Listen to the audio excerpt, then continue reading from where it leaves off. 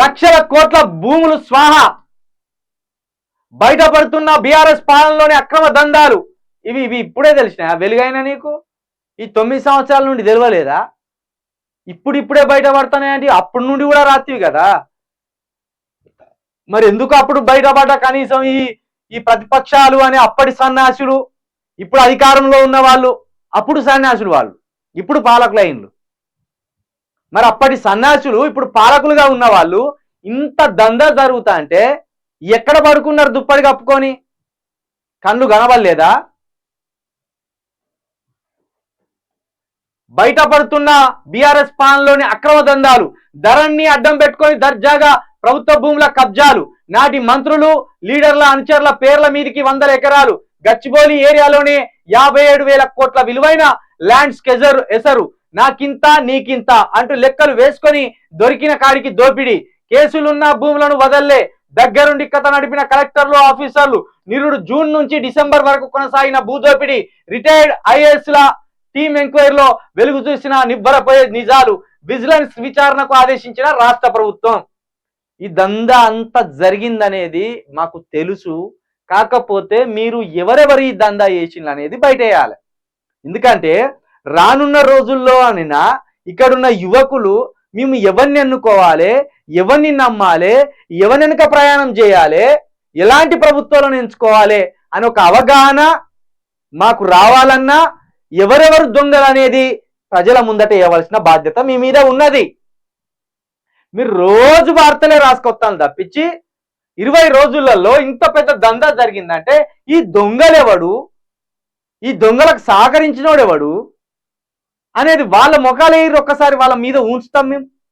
మా ప్రజలు ఉంచుతారు, వాళ్ళ బట్టలు ఇప్పి కొడతారు ఒక్కొక్కరిని ఇంత దందా చేసినోడిని. పేదలకు 3 ఎకరాలు పంచడానికేమో రాలేదట, భూములు దొరకలేదట.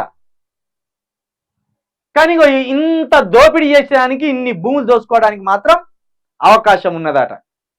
ఇది దయచేసి అతి తొందరగా ఇవన్నీ మీరు బయటికి తీయాలి ముఖ్యమంత్రి గారు. లేకపోతే మీరు ఇట్లనే అనుకుంటా పోతే ఎక్కడ భూమి కబ్జాలు కాలేదనుకొని మేము అనుకుంటాం. హైదరాబాద్ శివార్ షియర్లింగంపల్లి మండలం గుట్టల బేగంపేటలోని సర్వే నంబర్ 63లో 2,100 కోట్ల విలువ చేసే 42 ఎకరాల భూమి 50 కోట్ల వరకు పలుకుతున్నది. భూమి శ్వేతార్ రికార్డుల ప్రకారం గవర్నమెంట్ ల్యాండ్ గా చూపిస్తుండగా పట్టా ల్యాండ్ గా కన్వర్ట్ చేశారు. ఇదే మండలం గోపన్పల్లి సర్వే నెంబర్ 124లోని ల్యాండ్ ప్రభుత్వ భూమిగా చూపిస్తుండగా 124/10-11 సర్వే నెంబర్లోని 50 ఎకరాలను ఎకరాకు 40 కోట్లు పట్టాగా మార్చేశారు. శంకర్పల్లి మండలం బట్టినాగులపల్లిలోని సర్వే నెంబర్ 186-187లోని 20 ఎకరాల భూమి 20 కోట్లు పలుకుతుందట ఎకరానికి.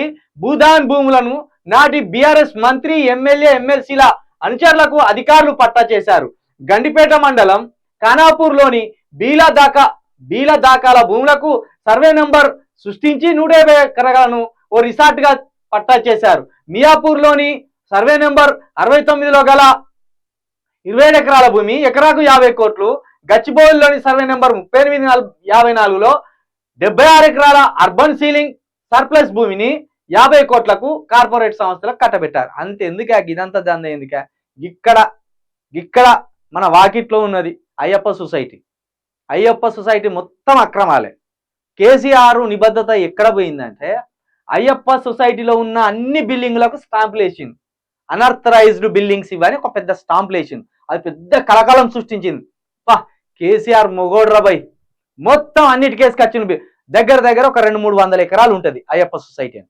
300 ఎకరాలైంది, 1000 ఎకరాల వరకు కూడా ఉండొచ్చు. అది అన్ని అక్రమ కట్టడాలే. అక్కడ కట్టిన వాళ్ళు అందరూ ఆంధ్రోళ్ళే.